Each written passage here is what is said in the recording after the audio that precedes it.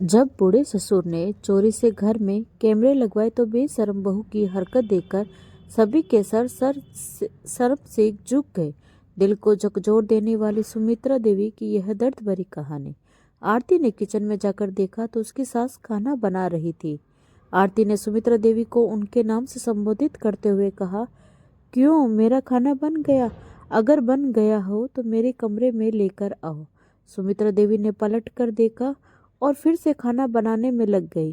थोड़ी देर में उन्होंने खाना तैयार किया और आरती के कमरे में ले जाकर रख दिया। आरती खाने लगी और सुमित्रा देवी वहीं खड़ी रही। आरती ने कहा, अब खाना भी खाने देगी या मेरी छाती पर खड़ी रहेगी? जा जाकर बाकी काम जल्दी जल्दी निपटा। सुमित्रा देवी बर्तन धोने चली गई।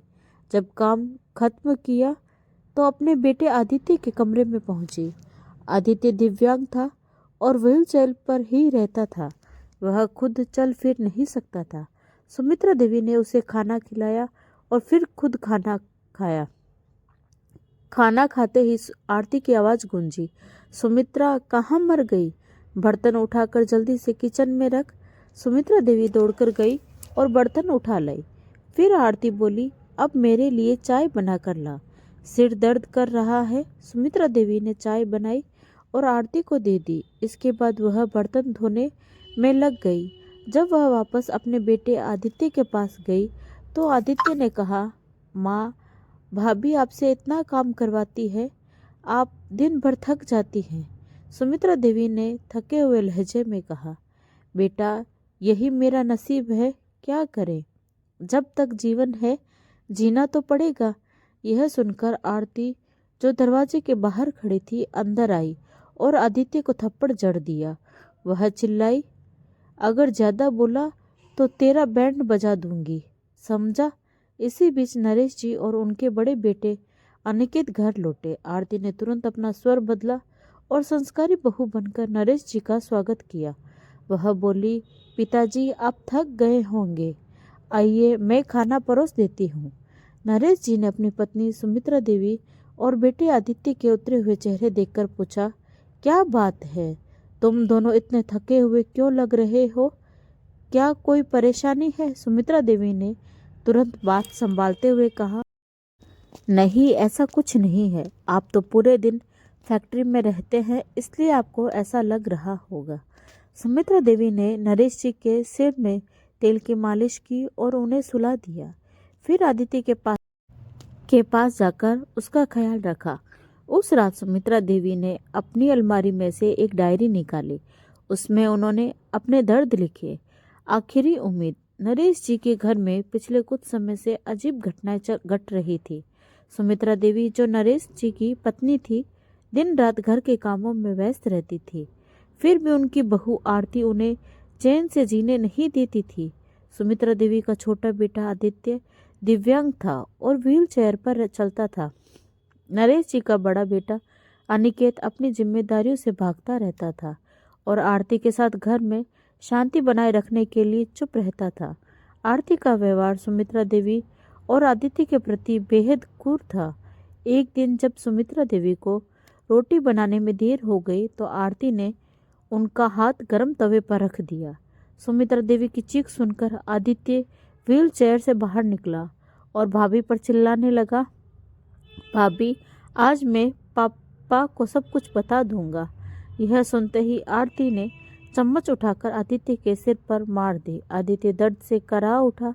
सुमित्रा देवी ने अपने बेटे को गले से लगाया और दोनों माँ बेटे रोने लगे। उस रात नरेश जी ने सुमित्रा देवी के चेहरे पर थकावट देखी। उन्होंने उनसे पूछा, क्या बात है सुमित्रा, तुम इतनी थकी हुई क्यों लग रही हो? सुमित्रा देवी ने सब कुछ छुपाते हुए कहा, कुछ नहीं, सब ठीक है, बस थोड़ा काम ज्यादा हो गया था। लेकिन नरेश जी को शक हो गया। उन्होंने सुमित्रा देवी की डायरी ढूंढी और उसमें आरती के अत्याचारों का पूरा ब्यौरा पड़ा। डायरी पढ़ते हुए नरेश जी की आंखों में आंसू आ गए। उन्होंने तय कर लिया कि अब आरती की सच्चाई सबके सामने लानी होगी। अगले दिन नरेश जी ने घर में गुप्त कैमरे लगवा दिए। उन्होंने सबको घर से बाहर भेज दिया और आदित्य को दूध में दवा मिलाकर सुला दिया। कैमरे लगने के बाद सब कुछ रिकॉर्ड होने लगा। जब आरती ने अपनी सास और देवर पर अत्याचार किया तो नरेश जी ने वह सब अपने आंखों से देखा। कैमरे में कैद सबूतों को लेकर नरेश जी पुलिस स्टेशन पहुंचे और आरती के खिलाफ शिकायत दर्ज कराई। पुलिस ने तुरंत कार्रवाई करते हुए आरती को गिरफ्तार कर लिया। जब आरती को गिरफ्तार किया गया तो अनिकेत अपने पिता से कहने लगा, पिताजी, यह सब क्या हो रहा है? आप मेरी पत्नी को बदनाम कर रहे हैं। नरेश जी ने कहा, अनिकेत, तुम्हारी पत्नी ने जो किया है उसके लिए मैं उसे माफ नहीं कर सकता। उसने मेरी पत्नी और बेटे पर जो अत्याचार किए हैं वो अक्षम्य हैं। मैंने उसे सबक सिखाने के लिए कानून का सहारा लिया है। आरती माफ़ी मांगने लगी, लेकिन नरेश जी ने कहा, माफ़ी उसके लिए होती है जो गलती मानकर सुधरने को तैयार हो, लेकिन तुम्हारे जैसे लोगों के लिए जेल ही सही जगह है। कुछ दिनों बाद नरेश जी ने अपनी वसीयत तैयार करवाई, जिसमें लिखा कि उनकी संपत्ति का इकलौता वारिस आदित्य होगा। उन्होंने अनिकेत को माफ़ कर दिया, लेकिन आरती को सख्त सज़ा दिलवाई। इस तरह नरेश जी ने अपनी पत्नी और बेटे को एक नया जीवन दिया और यह साबित किया कि अन्याय के खिलाफ खड़े होने के लिए हिम्मत की ज़रूरत होती है। नरेश जी को अपनी बहू की हरकतों के बारे में सचमुच कुछ भी जानकारी नहीं थी, परंतु नरेश जी अनिकेत के नाम अपनी पुरानी कबड्डी बाजार की पुरानी वाली दुकान नाम कर देते हैं और कहते हैं, तेरे बस की फैक्ट्री संभालना नहीं है, तू बस यही दुकान चला। अगर तुझ में मेहनत और लगन होगी तो खुद मेरी तरह इस दुकान से एक फैक्ट्री खड़ी कर लेगा, वरना तू मेरी फैक्ट्री भी बर्बाद कर देगा। नरेश जी अनिकेत को अपने घर में नहीं रहने देते। वे सोचते हैं कि अगर अनिकेत दूसरी शादी कर लेगा या उसकी पत्नी जेल से छूटकर आकर फिर से उसके साथ रहने लगी तो फिर से वही व्यवहार करेगी। इसलिए वे अनिकेत को अलग से एक छोटा घर खरीद कर दे देते हैं। जो कुछ भी उन्होंने अनिकेत को दिया उसे छोड़कर वे अपना सब कुछ आदित्य के नाम कर देते हैं। अब नरेश जी के दिल को सुकून मिला था। नरेश जी अपने बेटे आदित्य को रोजाना अपने साथ फैक्ट्री ले जाना शुरू कर देते हैं और उसे काम सिखाना शुरू कर देते हैं। आदित्य एक समझदार और बुद्धिमान लड़का था। उसमें बुद्धि कूट कूट कर भरी हुई थी। वह जल्दी ही सब कुछ सीख जाता है और अपनी व्हीलचेयर पर बैठे बैठे पूरी फैक्ट्री संभाल लेता है। नरेश जी को अपने फैसले पर गर्व हो रहा था। अपने बेटे आदित्य ने उन्हें मायूस नहीं किया था, परंतु अभी भी आदित्य के लिए उनका मन बेचैन रहता था, क्योंकि वे सोचते थे कि अगर हम दोनों माता पिता को कुछ हो गया तो हमारे बेटे आदित्य का क्या होगा। एक दिन नरेश जी के घर सुमित्रा देवी की सहेली सीमा देवी आती है। सुमित्रा देवी की तरह ही सीमा देवी भी सीधी सादी और घरेलू महिला थी। उनकी बेटी सरिता अपनी माँ के साथ आई थी।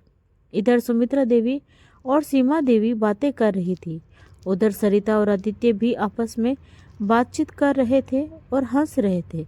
नरेश जी की नज़र उन दोनों पर पड़ी तो उन्हें सरिता बहुत अच्छी लगी। सरिता बहुत ही सुंदर, सर्वगुण संपन्न और संस्कारी लड़की थी। आदित्य के साथ उसकी जोड़ी उन्हें बहुत अच्छी लगी। नरेश जी ने मन ही मन एक विचार किया और अपनी पत्नी सुमित्रा देवी और सीमा देवी के पास गए। साथ में आदित्य और सरिता भी बैठे हुए थे। सरिता का चेहरा शर्म से लाल हो गया और आदित्य हैरान रह गया। नरेश जी ने मुस्कुराते हुए कहा, मैंने केवल लड़की पसंद की है, अब तक मैंने उसे पूछा नहीं है। अगर उसे मेरा बेटा आदित्य पसंद होगा तभी यह शादी होगी। मैं नहीं चाहता कि कोई मेरे बेटे पर तरस खाकर उसकी जीवन संगिनी बने। मेरा बेटा लाखों में एक है। सभी नरेश जी की बात ध्यान से सुन रहे थे। सरिता ने अपना सिर झुका लिया। नरेश जी उसके पास गए और बोले, सरिता बेटा, क्या तुम्हें मेरा बेटा आदित्य पसंद है?